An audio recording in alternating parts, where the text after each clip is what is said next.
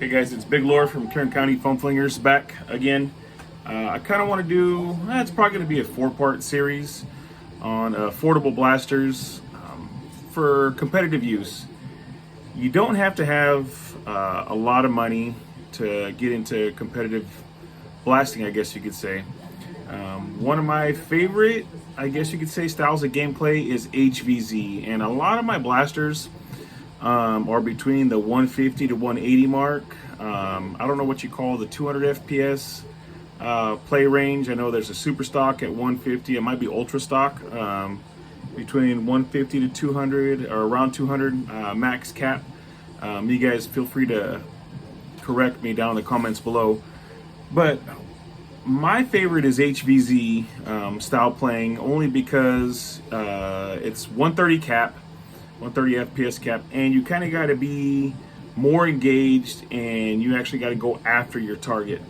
Now, there's nothing wrong with the higher power blasters that are 200 FPS and above, 250, 300. Those are really cool. They hit hard, and of course, why wouldn't you want to like try to snipe someone? But to me, the fun is like in the HVZ. The lower FPS, yeah, you hit someone, it doesn't hurt as bad, because I've been shot by 200 plus FPS blasters in the face at Armageddon, and it stung pretty bad. I think I got hit right here and one in my forehead. I had a hat on, but they managed to nail me right in the forehead, which was fine. I mean, I know that's what I'm doing when I'm playing. But the series I want to do is affordable blasters for competitive use. You know, you have, what is it, the SBF out there by Gavin Fuzzy, which is a freaking awesome blaster, but I think it's a $600 blaster. I myself personally can never afford a $600 blaster. My wife can. And then there's also, I forget, is it the Momentum, or it's not the Momentum. Eli Woo's got one out. I mean, they're great blasters. They're just super freaking expensive out of your everyday Nerfer's price range.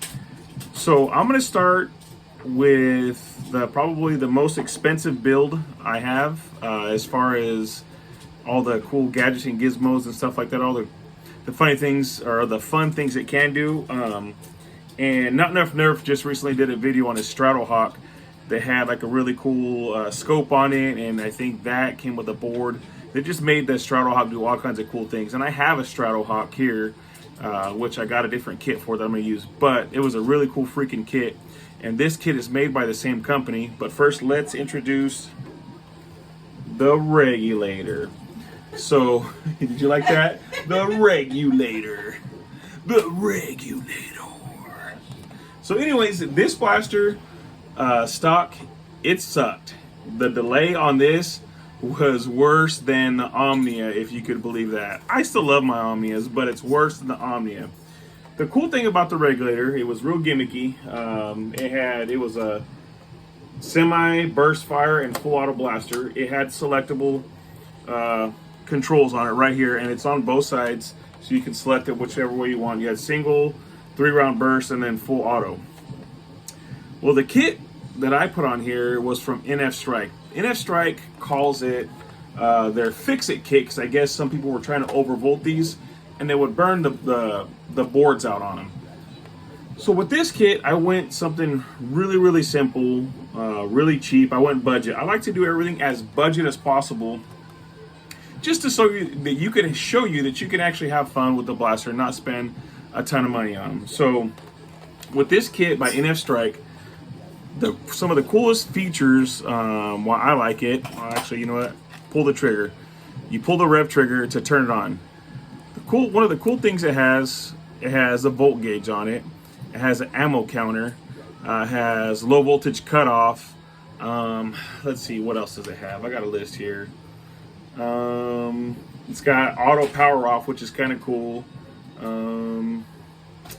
Yeah, you can load up how many, put a preset in here and how many dart magazines you use. Motor speed, pusher speed. That's really all I cared about, was the motor and pusher speed, because the biggest thing for this, using my setup, I wanted it for HVZ for Ragnarok Oktoberfest. I had a few glitches while using it at Ragnarok Oktoberfest, but that was user error. When I put it back together, I pinched one of the wires to one of the sensors inside here, so it was kind of glitching off and on. But I fixed that. All it was is rearranging the wires and tucking them away and putting them back in there. But let's get back to this kit. So with this kit, if you don't change the motors and you don't change the cage or anything around, it takes it from like a 65 FPS blaster up to 100 FPS on the stock motors and the stock wheels, which is pretty freaking cool. And it's a complete drop-in kit. Keep putting this in my face. It's a complete drop-in kit that requires no soldering at all. The only thing you need to solder is your connector on some wires, but everything kind of screws in. It's got, I don't know what you call them, but they got them like in the 3D printers where you just unscrew, put the wire in and tighten it down by screwing it down. That's what's really, really cool. And you get rid of some unnecessary wires that are in there. It's super easy. I'll post a link, Walcom. I think I first saw Walcom do a video on it. And it was really freaking cool how you could just drop it. I think this is version 2. Got the box right here. Oh, version 3.0. So they've come out with a couple different versions. I think the first 2 versions had issues with blowing out the fuse very easily or something with the circuit board, if I can remember correctly. But let's get to testing this blaster. And of course, this is full length only blaster, which is okay. I still have a lot of fun with full length darts. I know everyone's saying that short darts are the new standard, and maybe they are, but I don't know. I hope these don't go anywhere because I have a lot of fun. Check that out. That looks freaking mean. That looks pretty tough. So I'll go over the price of everything in here, and I never count the magazines because magazines you use in other blasters, so that just carries along with other blasters. But first, we'll do an FPS test on single. So let's see here. As you guys can see, zeroed out. I think I have the motor set up to 75%. I think we'll be expecting 115 to 120 FPS. Ooh, that was 138. Oh, I think on full auto. Let me try another one. On full auto. Oh, 138. Wow, 138 on both shots. I think on full auto it goes down lower. So let's see here. Let me go full auto, and then we'll do burst fire after that. So let's see here. Okay, it's not registering how many rounds per second. So I'm gonna unload. I got 20 rounds in here. I'm gonna unload these, and we'll see at how many darts per second or rounds per second they're shooting at.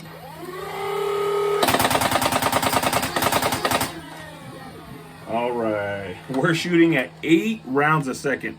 That's pretty freaking good on the stock pusher motor. That was, in case you didn't see, screw it, I'll unload. And one more on there. That's what's cool about having the second one right there. So first I'll do a couple, you could see, let's see here, right there. Hit the wall and bounced back and almost hit me in the face. That was pretty cool. So watch how fast, so there's 20 darts in here. Watch how fast it freaking dumps. Let me reset it. Reset. You dump fast. I wish I dumped fast too, but I can't help it. I have a medical condition. No, you don't. It's called staying away from the kids. All right, here we go. So let me set this up right here. 20 rounds. Is it in there? Okay, it's in there. Did I answer it again? It's got sensors in there that got to read. Oh, the dart's on the way forward. It's got to read. That's unfortunately the only thing about these things. It's got to read the darts. There we go. Let's dump them. Dang, that was pretty freaking quick. That time, it was 9 rounds a second. That's pretty freaking awesome. Out of a kit. I think the kit itself was about $45. NFstrike. The only thing that sucks is it's got to come from overseas, and it takes about 3 weeks to a month to get here. So you have that kit. I did super cheap. I did my Shell 2.0s, $3 a piece. The cage I printed myself. Flywheels, $9 for the worker smooths. So overall, let's see, what's that? The blaster, I got this blaster. I've seen these things at your local Goodwill. I've seen them for $3, as cheap as $3, $2.99 to be exact. The regular. A lot of people pass these up, and if you're looking to have a little bit of fun A little bit of cool technology.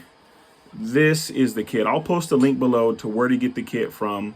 And trust me, you will not regret getting this kit.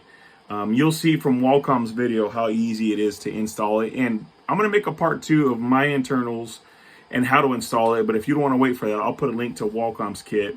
And it's from the same company that Not Nuff got his kit from for his Stratohawk. So it's great stuff, great technology. And you're going to enjoy it. Trust me, you will not regret it. But let's say $3 for the blaster, $45 for the kit, $6 for the motors. So what's that? 3, 45, 48, 6. It'll put you up to $54, $9 for the flywheels. That makes $63. If you buy a cage, it's $12. So that puts you up to about $75 for a blaster that does everything that it does.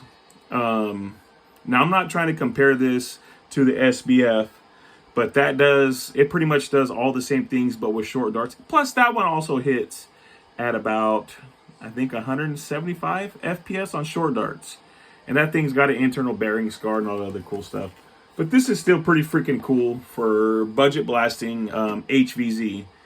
If you see one, pick one up, order the kit, and be patient. The flywheel cage actually comes from an Infinite. They don't make one specifically for the regulator, but it does use, they have the same exact flywheel cages in them. I believe it's the Infinite. If it's wrong, I'll correct it down in the description below. But check it out. I hope you guys enjoyed that. Did I say this also has a low voltage cutoff? I think I did in the very beginning. But look at that. 8.4 volts. That's really cool. And then if I go... Oh, I think I already erased all the ammo. Anyways, right there, wherever you want to have it, if you want to have it right there, if you want to have it right there, it shows you the ammo right beneath it. But the coolest thing about this too is look how huge this battery compartment is. I have a 2S 7.4 LiPo in there. It took 4 C-size batteries, and it's a 2200 milliamp battery. It's a pretty thick battery that's in there. So you got plenty of space. That's what's really cool about this blaster too. The only thing I think that I don't like it is they have you wanting to hold the grip right here when naturally it's right there. So I'll probably print something up and put it right there. But just look how freaking mean that looks. Like, you look like you mean business. Look like you mean Nerf business. Look at that. Taking 44 rounds on you right there. And to dump the mag, no gravity feed, but I mean, it's right there, right by your finger. The modulus line kind of sucked for, I think the modulus ECS10 has it right there too. It's not very comfortable, but this one does drop a little bit easier. The modulus, I think you got to push on it. And a lot of the 2.0 stuff, I think, is right there too, which kind of sucks. But pick one up, grab a kit. I'll show you my internals on the next video, but I'll put a link to Walcom so you can kind of see how it works. But you won't regret it. It's really, really, really cool kit for everything that comes with it. And I'll read off everything that you could do with it. But like I said, I only used maybe 4 or 5 of these things. Speed of motors, speed of pusher motors, speed of wheel motors, speed of wheel in low speed mode. I don't know what low speed mode is. I think that keeps the wheels revved until you fire them, which helps them spin up faster. Number of modes to shoot in one. I mean, you want one. Well, that's kind of cool. I guess you could do 2 round, and then if you want the second one to be 3 rounds, so you could do 2 or 3 round if you just don't want to have one at all. So I guess it's kind of cool. Alarm voltage, number of darts in magazine, display switch of darts. Now, okay, so if you want to have how many darts you're actually going through, you can have that off and on. It had motor braking. I turned the motor braking off. Wheel overtime. I don't know what that means. Shows you when it's empty, and then power off. Auto power, you could set that to I don't know how many minutes, but I think it's set for 10 minutes, which is about what I leave it on. But if you want to just shut it off, you just hold the rev trigger for 5 seconds, and it shuts the system down. You'll see it shut off, which is kind of cool too. So check it out. I'll post the links. I hope you guys enjoyed this video. It wasn't much, but it was kind of just talking about this kit for the regulator that you can pick up and have all this cool stuff for under $75, maybe cheaper if you can print the stuff yourself. If you don't got to print the cage, it puts you at about $63. Or if you have other motors or wheels or something like that laying around, if you have all this stuff laying around, chances are you have. Slap it together and you'll have a nice fun blaster with all these cool features. So that's it. Big Lore, Kern County Foam Flingers out.